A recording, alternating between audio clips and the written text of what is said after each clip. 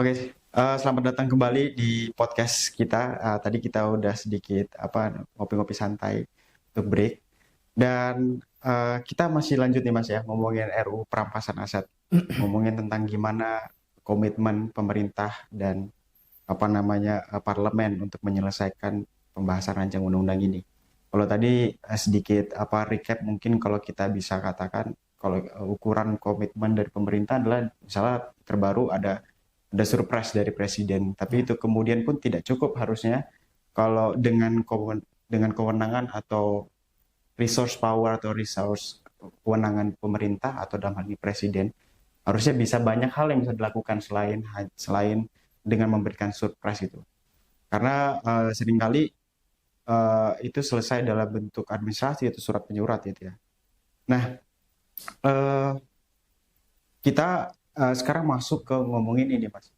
Kalau kita perhatikan kan RUU perampasan aset ini semangatnya adalah selain untuk menambah atau memperkuat baili atau regulasi hukum kita, utamanya tentang menangkap potensi kerugian negara agar kembali ke negara secara maksimal. Ya, betul. Artinya bisa dilihat dari kalau yang kita lihat di media, misalnya harta kekayaan pejabat publik ya, Ya, itu sekian pas awal jadi menteri atau ya, jadi DPR, terus tiba-tiba setelah selesai 5 tahun tiba-tiba meningkat drastis gitu. ya, Itu arti kan kalau bisa dikatakan ini ada sesuatu yang patut dipertanyakan, ya, apalagi kalau itu tidak sesuai dengan hitung-hitungan matematis sederhana aja deh, ya, pendapatan dia berapa, terus ya, dia asetnya ekonominya apa, kegiatan dan lain-lain. ya. Nah, dengan adanya undang-undang ini, apakah bisa atau memungkinkan eh, ini bisa memproteksi gitu Ya, potensi-potensi tadi? ya, Bisa kita katakan artinya kan ada peningkatan ini perlu dicurigai gitu, ya. ada potensi tindak pidana korupsi. Iya, sebetulnya kalau dalam konteks, iya, ini kan sebetulnya fenomena yang rame belakangan ini ya, Betul. soal pejabat publik yang flexing harta Salah satunya. kekayaannya. Padahal kalau kita lihat secara tadi ya matematis, gajinya berapa sih sampai bisa beli Harley Davidson? Hmm. Gajinya berapa sih sampai Rubicon. bisa setiap Rubicon sampai setiap tahun itu jalan-jalan ke luar negeri. Nah, sebetulnya rancangan undang-undang perampasan aset ini salah satu substansi atau mekanisme, substansi pasalnya itu mengatur soal yang namanya illicit enrichment atau di beberapa negara itu disebut sebagai unexplained wealth gitu ya, atau peningkatan harta kekayaan yang patut dicurigai bahwa peningkatan harta kekayaan itu didapatkan dari sumber yang tidak sah. Nah, kalau dalam konteks tadi ya dikaitkan dengan konteks flexing harta kekayaan, itu kan sebetulnya pintu masuknya untuk menerapkan pasal illicit enrichment ini itu bisa dari laporan harta kekayaan penyelenggara negara dari KPK begitu ya, karena kan itu bisa jadi pintu masuknya.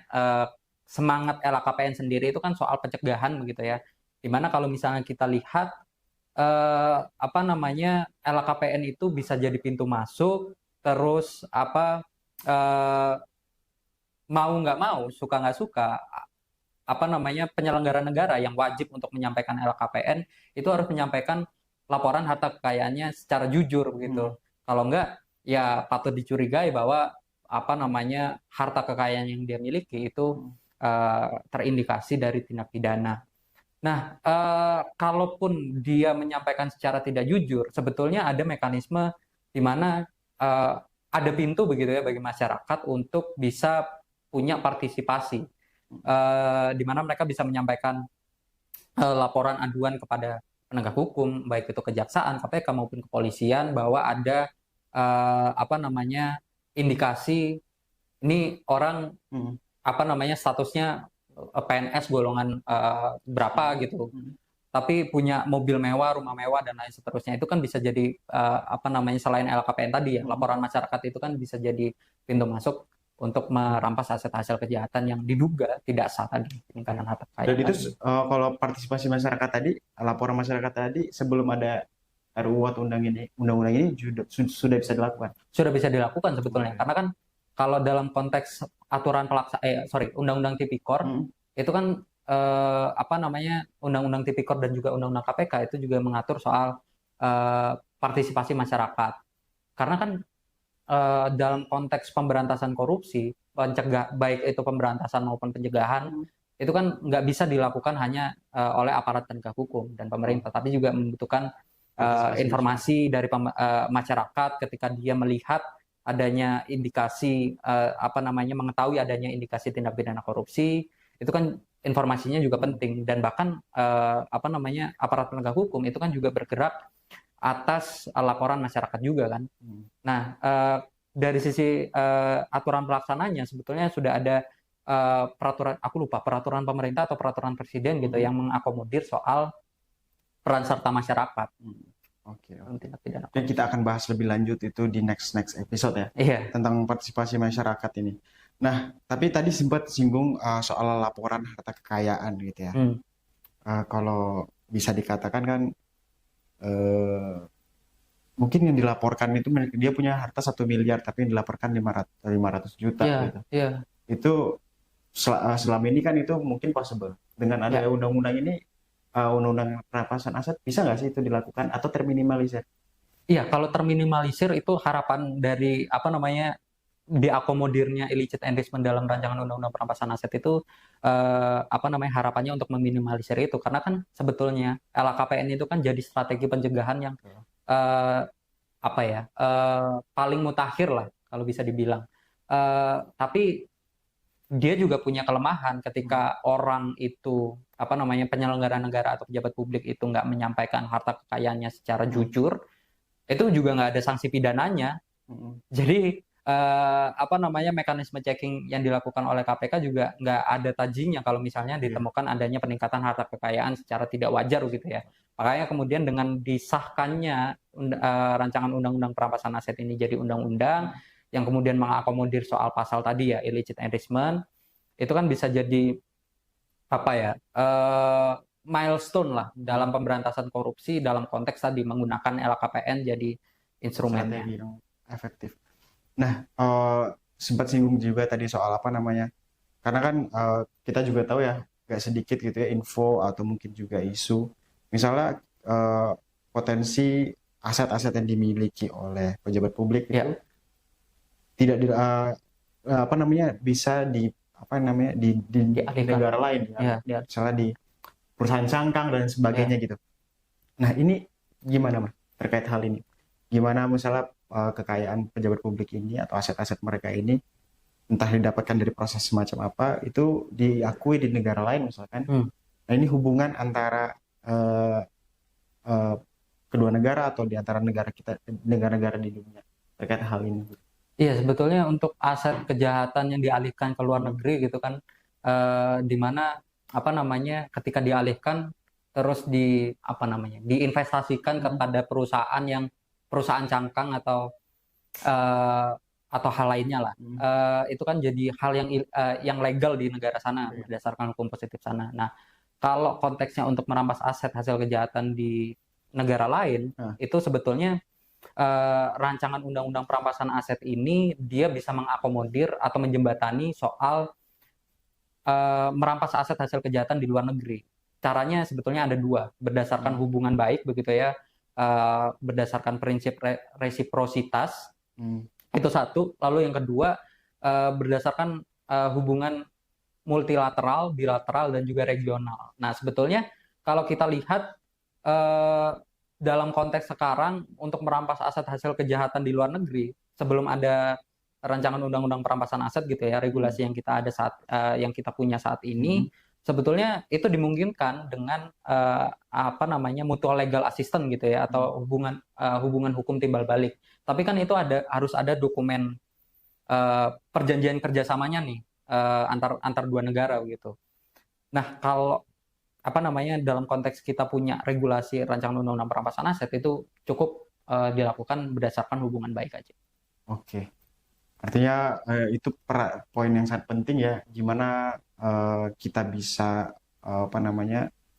memproses gitu ya, secara hukum aset-aset yang ada di luar negeri adalah dengan membangun hubungan yang baik dengan negara-negara yang berkaitan gitu ya, yang bersangkutan. Kalau ini Mas, sekarang kita ngomongin sedikit kita mulai merujuk ke isu perampasan aset atau maksud saya isu korupsi yang lebih luas. Utamanya kita ngomongin soal kalangan-kalangan generasi muda nih, kayak kita gini. Ini kebetulan apa namanya yang duduk depan ini mungkin kita masih muda ya itu kan. Jadi jangan lihat apa namanya kopinya gitu, hitam banget gitu ya, umurnya udah berapa tuh gitu kan. Nah, jadi kita anak muda. Kalau menurut Mas, anak muda kita tuh sebenarnya punya perhatian nggak sih terhadap isu korupsi gitu? Iya, satu hal yang penting disadari itu sebetulnya kita semua masyarakat itu merupakan korban dari tindak pidana korupsi begitu ya. Bayangkan ketika misalnya contoh terbaru bantuan sosial waktu COVID-19 kemarin begitu ya. Di mana itu kemudian dikorupsi oleh Menteri Sosial Juliari Batubara. Nah, itu kan sebetulnya jadi satu contoh di mana korupsi itu merugikan langsung kepada masyarakat gitu.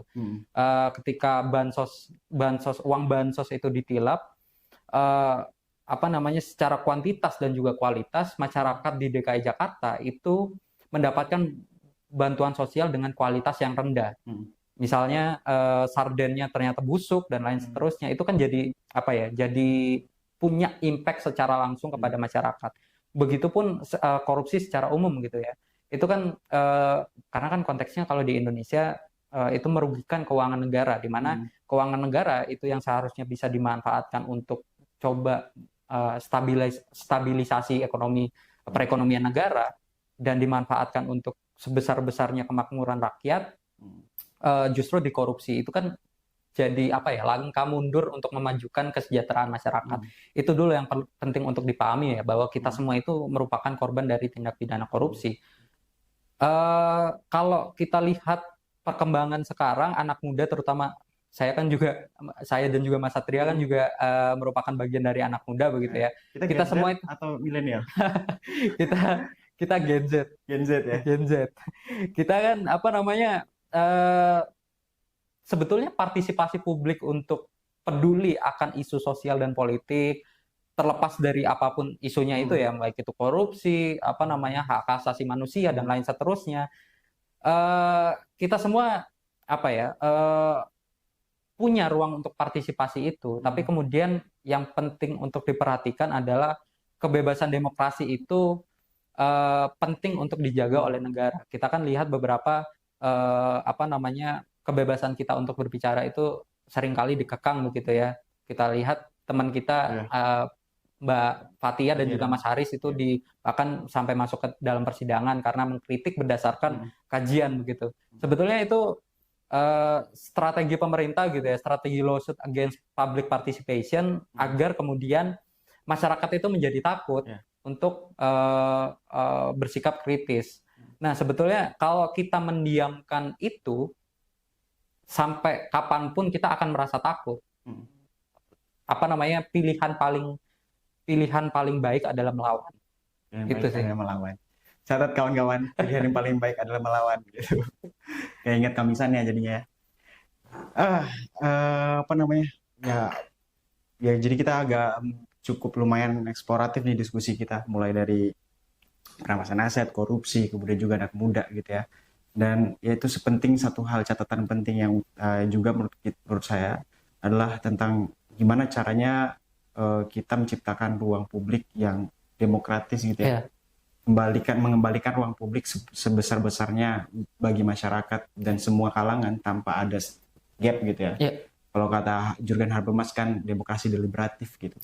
Ya, dan apa namanya berkaitan dengan partisipasi anak muda ini, artinya kita nggak boleh pesimis dan juga harus tetap punya catatan bahwa itu adalah isu yang paling dekat dengan kita dan sangat berkaitan dengan kita dan kita langsung akan terdampak gitu. Gak usah jauh-jauh kalau ngomongin soal perubahan iklim, apa yang terjadi nanti ke depannya, gue gak ngerasain. Buktinya itu pandemi, contoh-contoh ya, yang kasus yang terdekat dengan kita, bagaimana kemudian bantuan-bantuan lain sebagainya yang kita rasakan akhirnya gak begitu ngena gitu.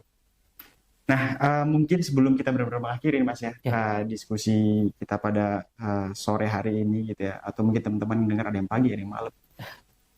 Apa catatan atau kalau menurut saya kalau diskusi itu kalau kita buat kesimpulan tuh nggak enak ya.